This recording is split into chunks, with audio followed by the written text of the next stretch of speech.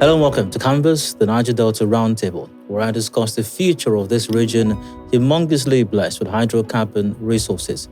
Now, every week, we give some time to reflecting on topics that are relevant to the development of the Niger Delta and her people.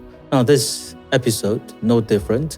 I'm here. Once again, we are focusing on how to take this region to a more promising future. Now, this podcast is sponsored by the operator of the NNPC Renaissance Total Energies Ajib joint venture, Renaissance Africa Energy Company Limited, headquartered in Port Harcourt. Thank you for joining. I'm Adedayo Elushakin. The topic for this episode is My Day, My Rights. Now, today we celebrate World Children's Day, a day set aside to honor the rights of children everywhere, and to remind ourselves that those rights must be respected, protected, and fulfilled, not just today, but every day.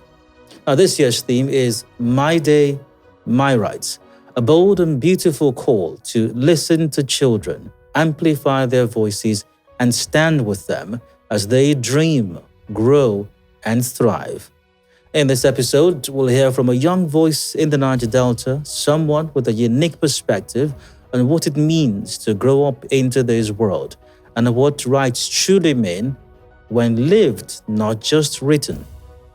Now, because when children speak, they're not just sharing their stories, they're shaping the future. And when we listen, we begin to build a world that works for them, not just around them. Again, today our topic is My Day, My Rights. And my guest is Emine Excel Awoala. Excel, hi.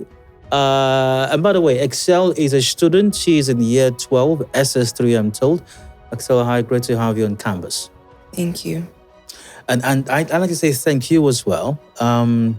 It's not, as I told you before we started the recording, it's not very often that I get to record an episode with young persons. So whenever I do, I'm really thrilled by it. I look forward to the conversations. I mean, at the office, at home, with my neighbors, I get to converse a lot, maybe too much with adults. So it's refreshing to hear the perspective of a younger person on very serious issues from time to time. I'm particularly looking forward to this conversation as well. So thank you for coming by. Great. Let's start on this note. World Children's Day. I'm sure you've heard that before a number of times. What does it mean to you personally? Okay, to me, World Children's Day is a day where adults in general, parents, guardians, they get to take a break from their busy schedule to focus on us children, to show us just how valuable, important, how priceless we are to them. It's our day where we get to be celebrated. All right, fair enough. In your experience, how have the adults around you shown or expressed that focus on you and showing that it's your day? What's been your experience? How does that usually play out? Okay, so in my family, Children's Day is celebrated by the parents taking us out, our parents taking us out, and we get to choose what to do that day. Mm. If we're going to watch a movie, if we're going to eat, if we're going to play games, it's about us. Personally, my dad's a very busy man. So we have this thing where he turns off his phone for the day. Ah. Just us. Yes. That sounds really nice. Very nice, actually. But do you think it should be a one day in a year thing when parents just, drop some things? And this is not about your family now. What you described just a while ago, I think is indicative of what happens in many families. If you go out on Children's Day or World Children's Day, if you go out to some of the usual fun spots around, you find them crowded, many times even overcrowded, with parents and guardians, uncles and aunts taking the children, their nieces and nephews out and having a great time. And that's very nice once again. What I'm asking is, do you think that should be a once in a year thing, or should it happen more frequently? It should happen more frequently because children they are fragile, they are tender, they should be shown care, not just once a year, twice a year. Every day, a child should be reminded of how valuable they are. So, yes, parents should make sure that it's a regular thing. Child doesn't feel like you're doing it because you're mandated to do it that day. They should feel they really care about them. Now, I like something you said a while ago, and I think that's really appreciative. You do appreciate your dad is a very busy person. I think many other kids also will say the same. The parents are busy, and they have to work. By the way, you know how it is. You like to go to you like the nice stuff. You like to have pizza every now and then, maybe some ice cream, go out do something fun. Or you want your parents to buy you something that's really nice every now and then. Those things cost money, and parents have to work to get the money, and parents get busy. So, how do you think parents are going to be able to combine that?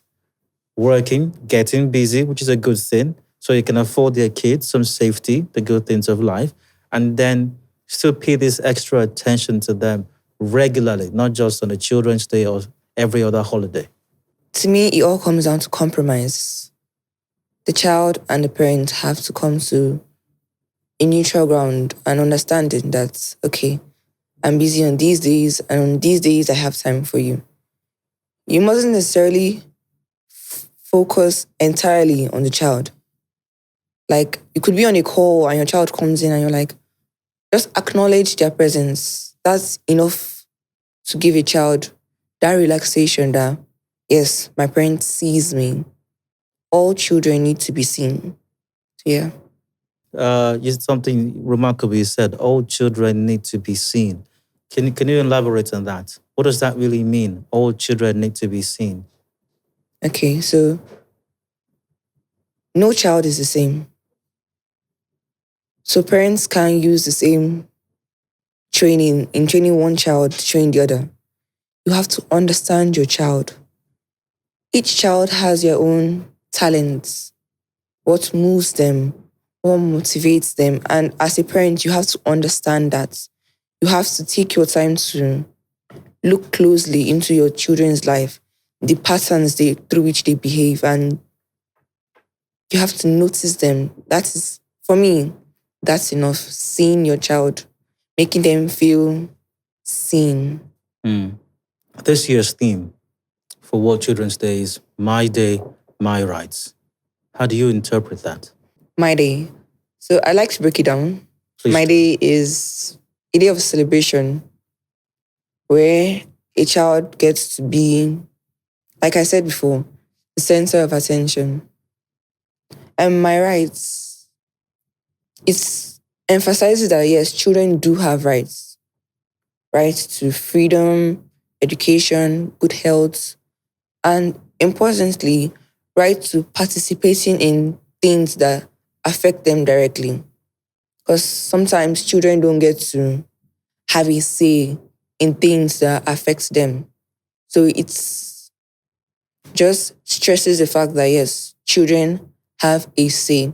So my day, my rights comes to me as a celebration of children and their rights. Borrowing your phrase, how children their rights needs to be fulfilled, recognized, and respected. I don't know about you, but when I was growing up, well, I'm still growing up, but I mean when I was much younger, children didn't exactly, it wasn't commonplace to acknowledge that children had or have rights. I mean, whatever rights you have are only what your parents give to you. It starts and it ends there. Who borrowed you rights? Or who dashed you rights? But you sound like you really believe that children do have rights. Do you really think that you're just trying to be politically correct? Do you think that beyond what an adult gives to a child or affords a child actually has rights? Yes. Just because they're a child doesn't mean they're not people. They are their own individuals and they should be seen as that. They should be respected and accorded that respect as a person. So yes, they should have rights. They do have rights, not just the one you decide to give them. But as we say, our fundamental human rights, the one they are born with.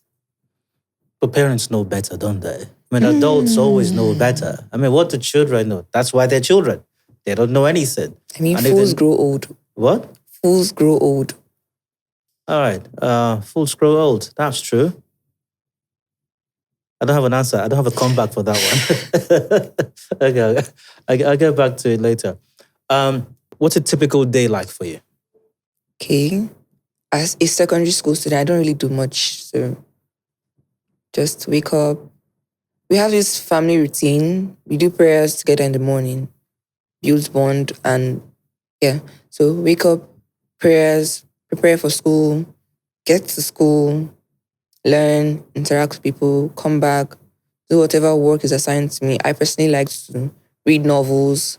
So I read, then I go to bed. So it's just that. That's it. Yes. Oh, sounds about right. Is there anything about your daily experiences or your daily activities, as minimal as they are, that you wish the adults around you? When by adults, I mean that means that encompasses every adult around you in whatever category or in whatever phases, not just your parents or immediate family. Is there any aspect of your daily routine that you wish or you feel or you wish that adults around you would understand better? Yes. Okay. Yes. Now we're Okay. getting somewhere. So adults feel like because children don't pay bills, they don't have a family to cater for, they don't go to work and come back exhausted, doesn't mean they don't have things they're thinking about. Like I tell my parents, oh, I have a lot on my mind, and they're like, what are you thinking about? What's weighing you down? So I feel like adults fail to understand that although children don't have much that they do, they don't have much responsibility bestowed on them.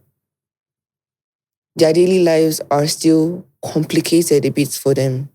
Mm. Okay. And we're not talking about you now, obviously, but what are some of the things that complicate the lives of children that adults may not get just because they're not rushing to some place of work to resume before 8 a.m. and coming back home exhausted, as you said? However, they still have a lot on their minds. So what are some of those things that could complicate an average child's life that adults need to understand better? I would say school life. School life is something else. We come from various homes and we gather at a particular place. There are going to be misunderstandings, and there are cases where children feel like outcasts in the class. And they might not be comfortable telling their parents that this is how they are being treated or this is how they feel. So then they're left to work on that on their own. So it could be one of the things that complicates their lives. Certain arguments or certain things that you're meant to deal with on your own. Plus academics, it can be very challenging. The pressure of always wanting to make your parents proud. The competition could also weigh a child down, could also complicate their daily life. Having to go to school every day with the mindset of you have to be the best in the room. You have to stand out from the crowd. To me, it's an everyday challenge. And every child deals with this, or most at least. Like they should deal with it. But the parents and the guardians have paid the fees. They've paid the school. And they pay the school and they pay the teachers, and sometimes they pay handsomely so that the school can teach their children and ensure they have a comfortable learning environment to learn and not feel odd or not feel out of place in the school, because the school environment is supposed to encourage learning, not just the setup of the school, but even the way the teachers comport themselves and the general environment that's created by the school management. So many parents, or many adults, I think, feel that I've paid the fees, and sometimes they're quite expensive. Sometimes I've paid, so the school should handle it. Don't you think so? Don't you think the school should handle it? There's only so much the school can do. The school can't see everything. I mean, you've been a child, you've gone to school, you know that no matter how observant teachers are, there are still some things that happen under wraps that they won't know about. And you won't be the one to go and tell them exactly. So if things are happening in school, or if a child is feeling out of place in school, or some of the things on the wraps, as I say, are happening in school, and the teachers and the principal or headmaster or management, school management, aren't seeing it, and these are people who are paid to do this, by the way, they aren't seeing it. How are parents supposed to see it? With once again, all the busy stuff that parents do that they're dealing with, or busy stuff adults do that they're dealing with. That's why I said a parent is supposed to make their child feel seen. If a child can't talk to the teacher, your child should be able to come to you and know that, yes, you understand them better than their teachers will. You have to give them that level of comfort that they can come to you with anything. You don't necessarily have to be there to know. You just need to gain your child's trust, gain your child's, be their comfort zone. And with that, you can address the issue without making it uncomfortable for the child. I'm glad you brought that up. Having a conversation and addressing issues without making things complicated or uncomfortable. I think for many adults, even though they're the adult now, these conversations can be uncomfortable. For the children as well, sometimes they also need to maybe bring things up, but it's uncomfortable. So how do we ensure that the situation, the scenario, the environment is not an uncomfortable one, such that kids can bring things up to adults can observe as well what's going on, and have those conversations without anyone being uncomfortable? I think that's something I can't answer. So what do we do that? Do we have the conversations nonetheless, even if they're uncomfortable? Yes. Who wants to have an uncomfortable conversation? Well, no one wants to, but it's a necessity.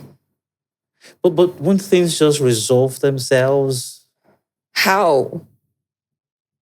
Things can't resolve themselves. Two people have to sit down and talk about it for a solution to come up. But the children really, in your experience, and this is not just you. I mean, you have friends, I suppose. Yeah. You have schoolmates. You say you pray, so I'm guessing you go to church as well. So you know people in church as well, in the I don't know what you call it. Is it students or kids class or section or something like that, or teenage section? Yes. Teenage section. The children, the kids or younger ones, do they want to talk? Do they really want to talk? In your experience, do they really want to have those conversations? No. Exactly. So how is it going to happen if they don't really want to? And even when someone comes up with a conversation, they could easily just tune off because they don't even want to have the conversation in the first place. But that comes to the maturity of the child. Okay. Child understanding that I have to speak up for something to be done. The parent is not in the mind of the child. You don't expect them to know everything. Only what is being brought to them. But they have to notice that, okay, there's a shift in my child's behavior. They're not mandated to know what exactly happened. Like, oh, I'm looking at you and I know that you're frowning, maybe because you're tired. I should be able to look at you and be like, something's going on. And you're supposed to tell me what happened, right? So it comes to the maturity of the child. And like me, if I can't talk to my parents about it, I prefer to go to my sister about it. So it doesn't have to be an older adult, just someone you can relate to that could find a solution to your problem. Okay. Now, it's always good to have an adult in the room. And I'm using that as an expression. Someone always has to be the adult in the room. So even when you have two adults who are having a situation, an argument or disagreement, there has to be an adult in the room. Someone who's going to say, okay, you know what, let's everyone chill. Let's take a look at this and let's talk about it. So, well, in this case, the adults are the literal adults. So when a child and from what you said, most children may be uncomfortable and may not want to have that conversation. So what should the adults in the room, be they parents, be they relatives, be they teachers, whoever they are, especially parents, what should they do or what can they do to encourage children, their children or their dependents, to want to have that conversation, to talk to them? What can they do? What should they do? They could try building their kids' self-confidence, raising their self-esteem, letting them know that they matter. Because if you feel like, okay, everyone here is above me, I'm nothing, you won't have the urge to speak about things that bother you. But if you've built yourself to the point where you feel you need to be respected, you need to be seen, then you're able to talk to people about it. The parents should be able to find ways to build their child's confidence. One more question before we go for a break. Okay. To what extent do you think our culture, I don't know if you were born and raised in the Niger Delta, were you? Okay, in the Niger Delta or in Nigeria, I was born and raised in the southwest part of the country, Lagos specifically. And a lot of cultural interplay comes in here. Because I find that when I relate with friends or acquaintances who may have lived in some other parts of the world and some other cultures, their experiences differ from mine in the sense that when you talk about confidence now, I matter, I should be able to, I deserve respect, I should speak up for myself. You find that in some other cultures, that's expected of the child. Yes, you matter, you're important, you should demand, not ask for it even, sometimes even demand your rights. So when a child speaks confidently and speaks up on issues, once again, it's commonplace. But you find that in some other cultures, like maybe ours, or like the one I grew up in, it wasn't commonplace for a child to speak up. The culture was to be subservient and not demand rights, because once again, who borrowed you rights anyways? So do you think there's a cultural interplay here? Do you think it affects us? And what do you think needs to happen to that culture if you think that that's a concern? Well, I feel like this happens in every culture, right? Happens in every home. Personally, I don't feel like a culture has anything to do with it. I feel like it's an individual thing. Parents have to talk to their children.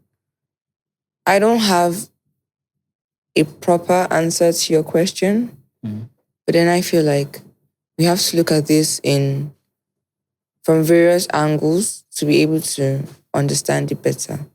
So yes, I would get more facts about this question. That's fine.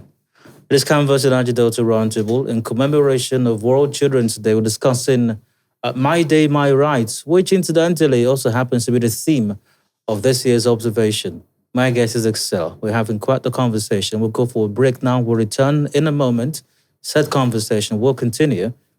Please stay with us. In the heart of our journey, where the sun touches the earth and the wind whispers through the trees, a new chapter unfolds. A chapter where energy illuminates more than just bulbs. It lights up minds. A chapter of unity, a coming together with a common goal to energize futures and illuminating lives. In classrooms, young dreams evolve, inspired by the promise of a brighter tomorrow fueled by available energy. Small businesses flourish, becoming seeds of prosperity. Energy that empowers and is catalyst for growth and change. The future is energy. So, let's light up the path to a sustainable future together. Energy for you, me, and the world at large.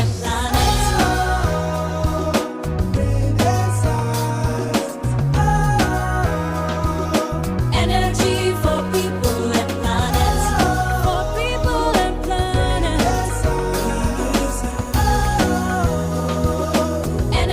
for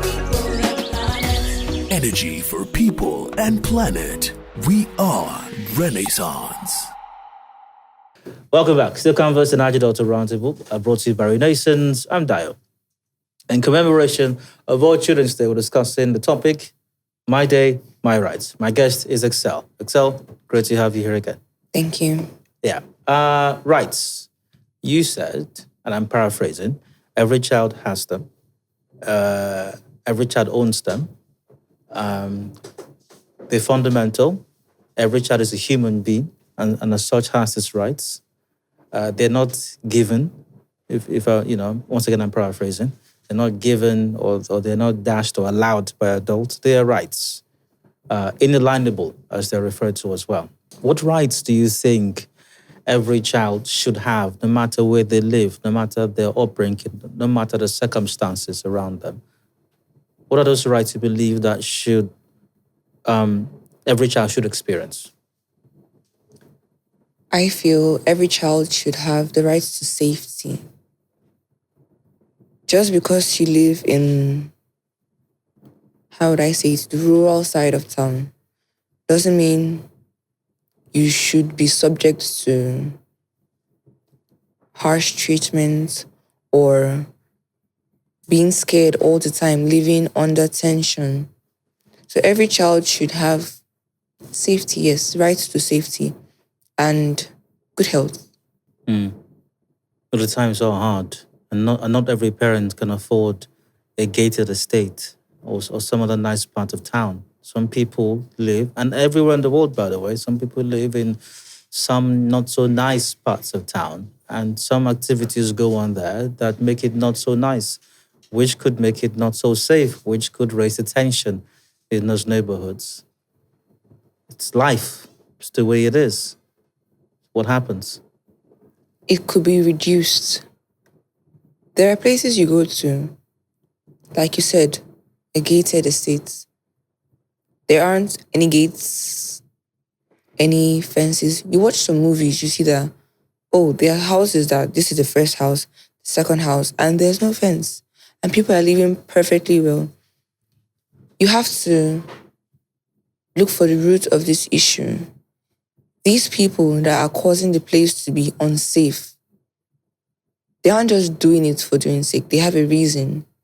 So once you arrest that situation and address it before we can go to the safety, and then, we'll notice that we've accomplished something there. Every child should be able to walk out of their house without feeling like they could be picked up on the way. Now, this right you talk about, that every child should experience, irrespective of their backgrounds or where they live, in your experience, whether at school or in church or elsewhere, do you think that these rights are respected by everyone, especially every adult in our society? And whatever your answer is to that, what do you think is responsible? If you think the rights are respected, why? If you think they're not, why? Okay, so not all adults can respect your rights. You don't expect human beings to be the same. But then, in my community, my neighborhood, my rights are respected. I feel they are. I know they are because I don't struggle to get to school in regards to safety. I'm able to get good health care facilities. I could go to the hospital when I need to. Protection from all forms of harm from my parents. They protect me, so that right is being respected. I don't feel like there's any rights that I have that are being infringed upon. So that brings us to the why. So you've clarified that in your experience, children's rights are respected in certain climes or in certain areas or communities, one such being your community. And you also identify that, yes, in some other situations, the rights may not be respected. I'm going to ask you this. Why? Which is also a part of the question I asked earlier. Why is it that, for example, what do you think is the biggest contributor or are the biggest contributors to your rights being respected in your community, where you feel safe, where you can afford good health care when you need it and whatever else comes with that? And what do you think is the biggest contributor to that other child in that other community whose rights are not being respected? I would say the head of the community. Possibly, we have various heads. We can have the estate chairman, for example, or the local government's chairman, or the government at large. They contribute majorly to the safety of a child and to the nation, how things are being carried out, even at the grassroots. So in the urban areas where children's rights are respected, it has to do with the people in charge there, how they manage situations.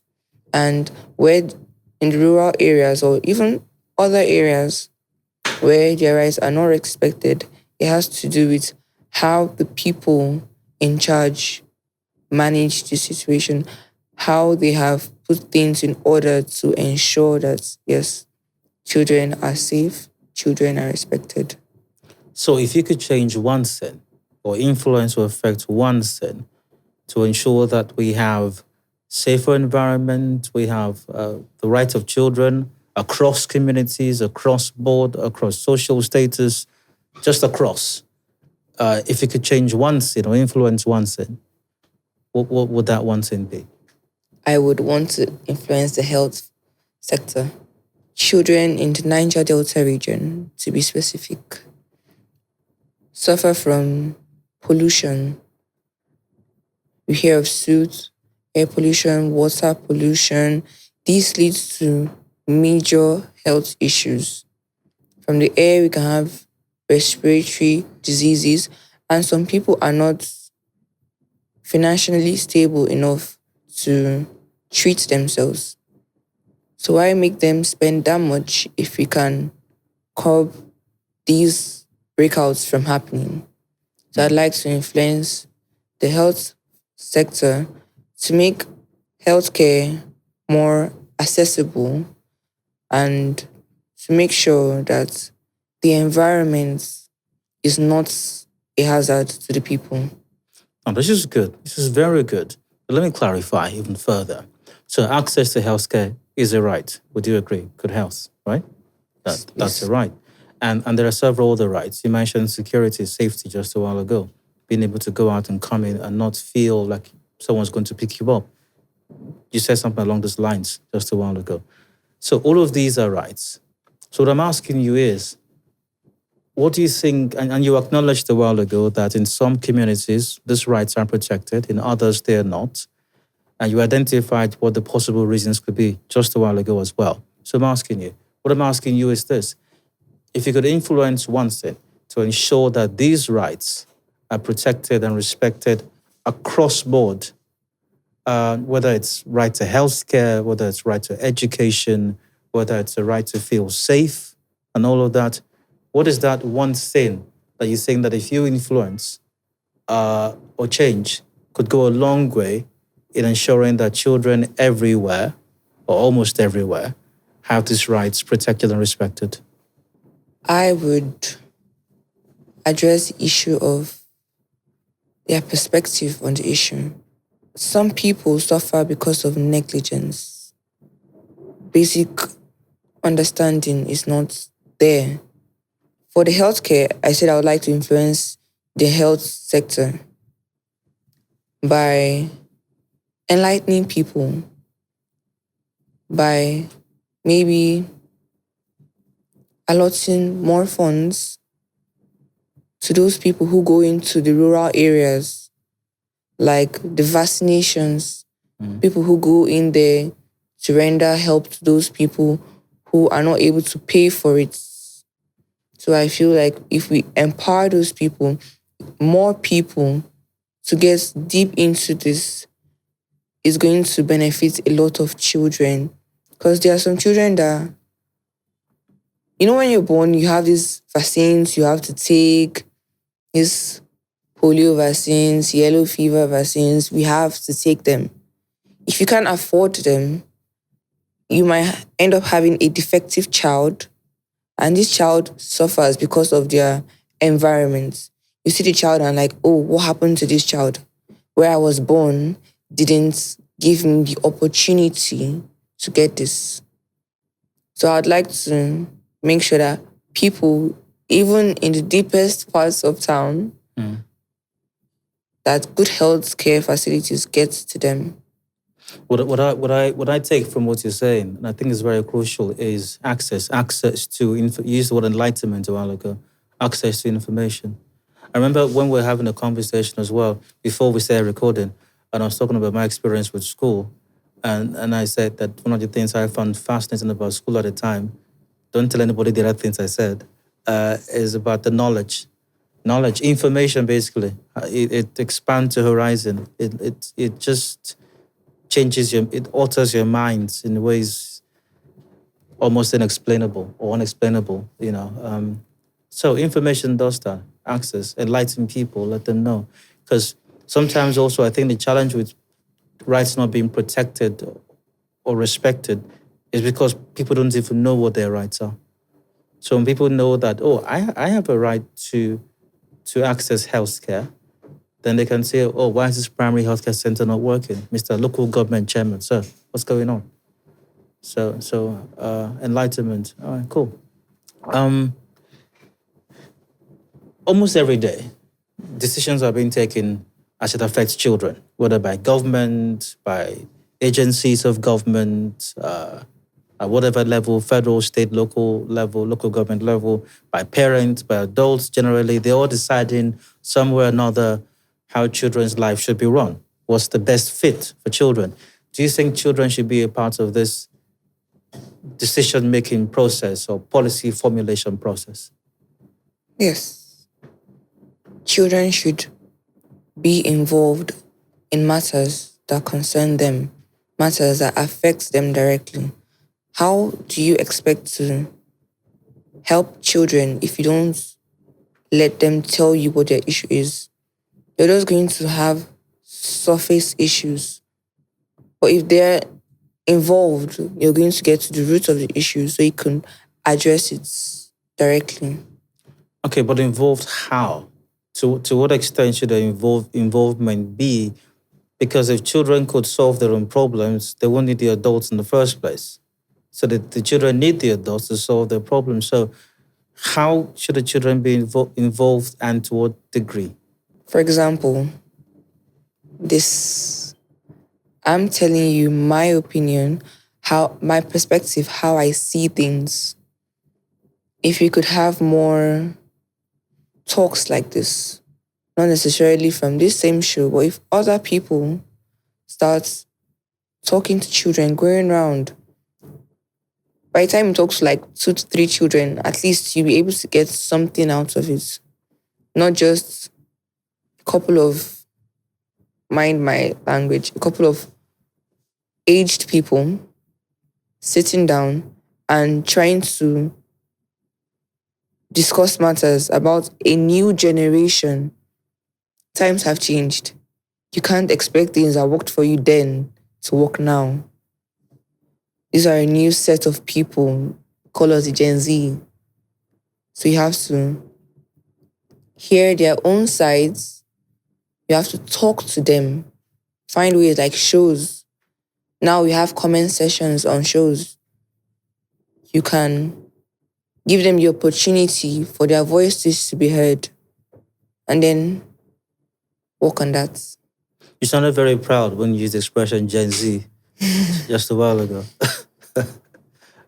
There are lots of concerns about that age grouping. And from your smile, it seems like you're aware of the concerns about your generation, Gen Z.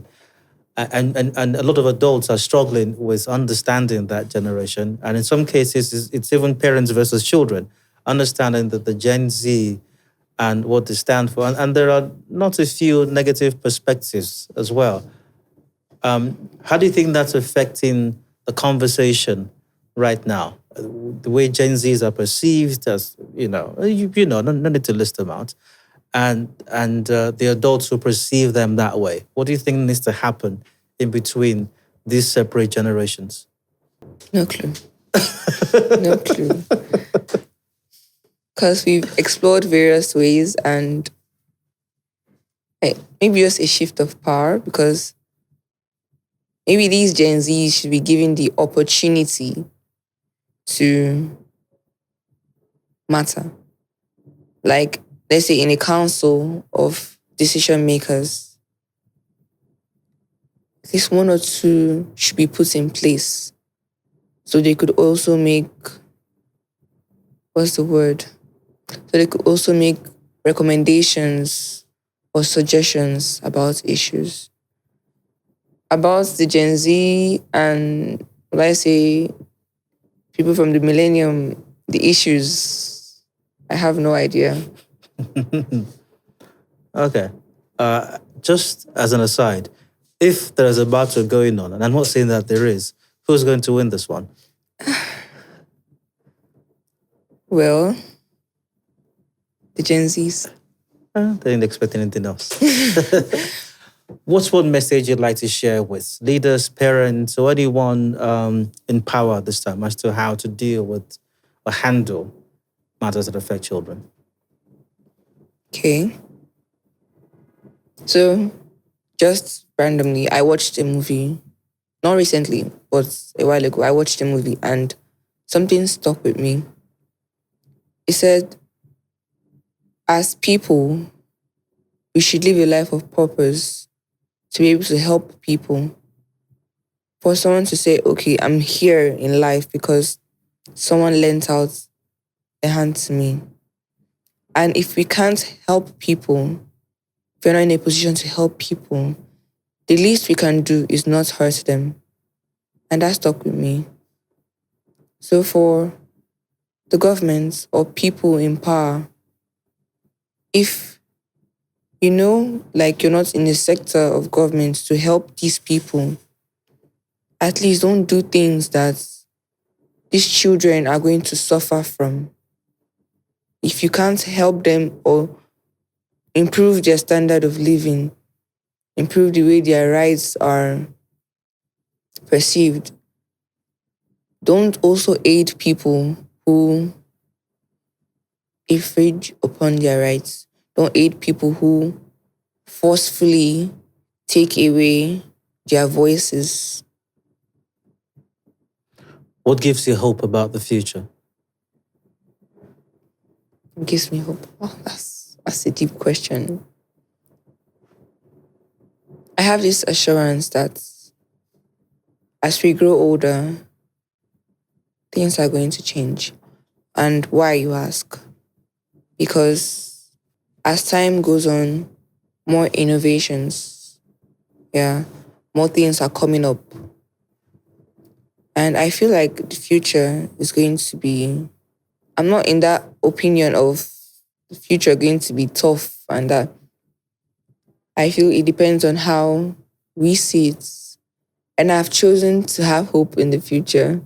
I've chosen to have hope in us. Yeah. You use the word innovation.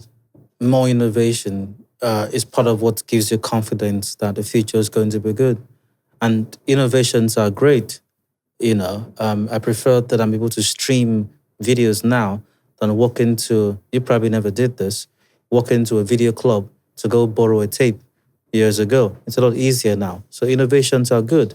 However, innovations have also been said to be creating a gulf between people.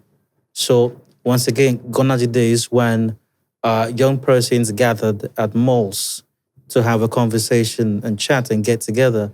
Now, people have more friends online than did, and these are people they've never met in their lives, than friends around them, physical people they can have conversations with. So, do you think more innovation or improved innovation is going to help improve that conversation we need to be having? Or is it going to further alienate us and widen that gulf between us? Well, it is going to widen it, but then there has to be a balance. That's why we have festivals. That's why we have festive periods, festivals, where you can't do this online. You just have to meet people. Yeah, so we have to wait for festive periods to have conversations? No, but then there has to be a balance. Okay.